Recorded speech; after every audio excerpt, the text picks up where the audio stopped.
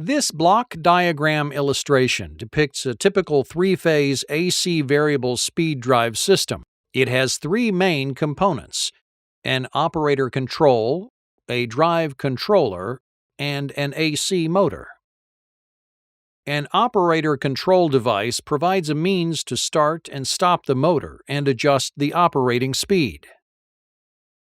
The drive controller consists of a variety of components that work together to convert an AC input into a frequency and voltage output necessary to change the speed of an AC motor. Let's look more closely at the components of the drive controller.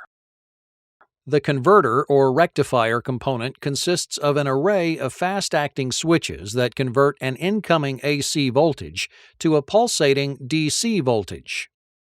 The intermediate circuit acts as a filter and consists of a DC bus and associated circuitry.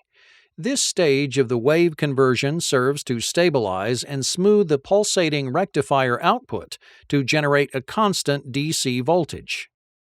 The filtered DC bus voltage then passes through to the inverter. At the inverter, an array of fast-acting switches convert the DC bus voltage into pulses at a constant magnitude that are proportional to the DC bus voltage.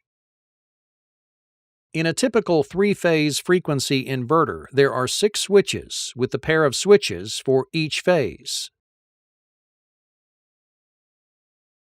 In each pair of switches, one switch generates the up component of the sine wave and the other generates the down component. The inverter output is not a true sine wave, but an approximation based on the application of pulse width modulation, or PWM. The longer a switch is on, the higher the AC output voltage. Conversely, the longer a switch is off, the lower the output voltage. This duration of on time for each pulse is called pulse width. The time duration and intervals of these DC voltage pulses determine the synthesized AC output voltage and frequency.